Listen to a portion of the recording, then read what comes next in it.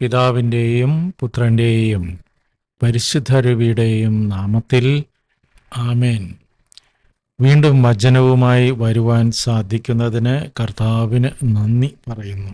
ഇന്ന് നമ്മൾ വിചിന്തനം ചെയ്യുന്ന വചനഭാഗം വിശുദ്ധ ലൂക്ക എഴുതിയ സുവിശേഷം 21 അധ്യായം 29 മുതൽ 36 വരെയുള്ള വാക്യങ്ങളാണ്.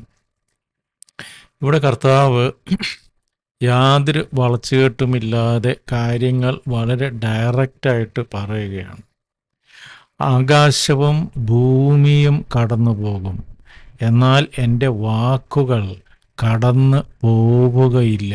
സുഖലോലുപത, മദ്യാസക്തി, ജീവിത വ്യഗ്രത എന്നിവയാൽ നിങ്ങളുടെ മനസ്സ് ദുർബലമാവുകയും ആ ദിവസം ഒരു കെണി പോലെ പെട്ടെന്ന് നിങ്ങളുടെ മേൽ വന്നു വീഴുകയും ചെയ്യാതിരിക്കാൻ ശ്രദ്ധിക്കുവിൻ. എന്തെന്നാൽ ഭൂമുഖത്ത് ജീവിക്കുന്ന എല്ലാവരുടെയും മേൽ അത് നിബദിക്കും. സംഭവിക്കാനിരിക്കുന്ന ഇവയിൽ നിന്നെല്ലാം രക്ഷപ്പെട്ട് മനുഷ്യപുത്രൻ്റെ മുമ്പിൽ പ്രത്യക്ഷപ്പെടാൻ വേണ്ട കരുത്ത് ലഭിക്കാൻ സദാ പ്രാർത്ഥിച്ചുകൊണ്ട് ജാഗരൂകരായിരിക്കുവിൻ. കർത്താവ് ഇവിടെ മരണത്തെക്കുറിച്ച് തന്നെയാണ് പറയുന്നത്, ലോകാവസാനത്തെക്കുറിച്ച് തന്നെയാണ് പറയുന്നത്. ഒന്നുകിൽ ലോകം അവസാനിക്കാം, അല്ലെങ്കിൽ നമ്മൾ മരിക്കാം. ഇത് രണ്ട് സംഭവിച്ചാലും ഒരു മനുഷ്യൻ്റെ മുമ്പിൽ ലോകം അവസാനിക്കുന്നതിന് തുല്യം. അത് എപ്പോഴാണ് വരുന്നതെന്ന് നമുക്ക് അറിഞ്ഞുകൂടാ.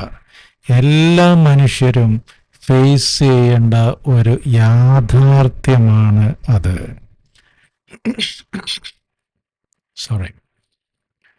അപ്പോൾ ഇതിനകത്തുള്ള ഒരു പോംവഴി, സദാ ജാഗരൂകരായിരിക്കുവിൻ, എപ്പോഴും പ്രാർത്ഥിച്ചു കൊണ്ടിരിക്കുവിൻ, എപ്പോഴും ദൈവവുമായുള്ള ബന്ധം നിലനിർത്തി അതിന് അനുസരിച്ച് ജീവിക്കുവിൻ. ഇത് ഒരു സാധാരണ ജീവിതത്തിന്, മരണവും ലോകാവസാനവും എല്ലാം അവിടെ നിൽക്കട്ടെ, നമ്മൾ അനുദിന ജീവിതത്തിൽ എപ്പോഴും കർത്താവുമായി ഒരു ഗാഢബന്ധം പുലർത്തിക്കൊണ്ട് നമ്മുടെ ജീവിതം മുന്നോട്ടെടുക്കുകയാണെങ്കിൽ കാര്യങ്ങൾക്കൊക്കെ കുറച്ചുകൂടെ എളുപ്പം ഉണ്ടാകും. കർത്താവ് നമുക്ക് നമ്മുടെ കാര്യങ്ങൾ നടത്തി തരും. കർത്താവിൻ്റെ മുമ്പിൽ നമ്മൾ ഒരിക്കലും ഭയപ്പെട്ട്, അല്ലെങ്കിൽ ഈ ലോകത്തിൻ്റെ മുമ്പിൽ ഭയപ്പെട്ട് നമ്മൾ നിൽക്കേണ്ട യാതൊരു കാര്യവും നമ്മുടെ ജീവിതത്തിൽ സംഭവിക്കുകയില്ല. നമ്മളാകെ കൂടി ചെയ്യേണ്ടത് നിരന്തരം പ്രാർത്ഥിച്ചു കൊണ്ടിരിക്കുവാൻ, കർത്താവിൻ്റെ എല്ലാ കാര്യത്തിലും കർത്താവിനോട് ചേർന്ന് നിന്ന് നമുക്ക് അതൊരു ശീലമാകട്ടെ. എപ്പോഴും എല്ലാം കർത്താവിനെ ഭരമേൽപ്പിച്ചുകൊണ്ട് ഉള്ള ഒരു ജീവിതം, അത് നമ്മുടെ ഒരു ശീലമാക്കി നമുക്ക് വളർത്തിക്കൊണ്ടുവരാം.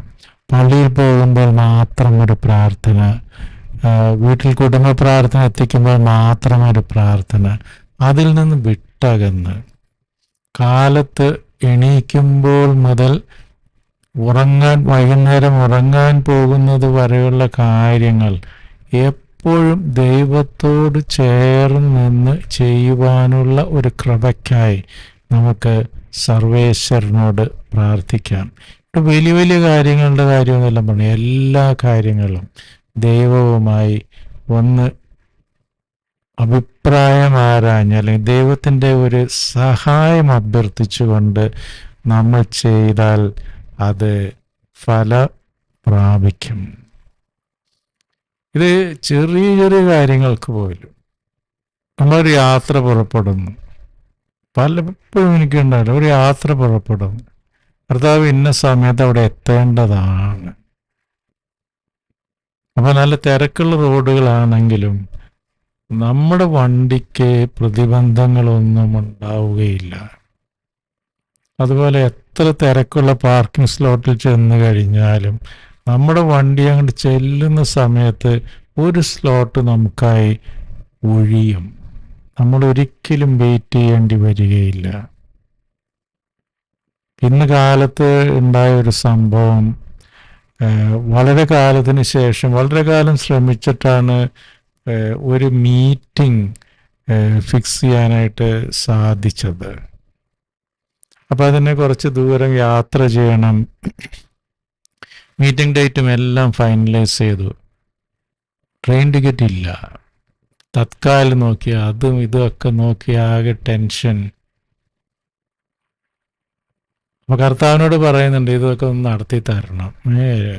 ഇപ്പം അങ്ങനെ ദൈവം സഹായിച്ച് അങ്ങനെ ഒരു ഹാബിറ്റിലോട്ട് വന്നുകൊണ്ടിരിക്കുകയാണ്.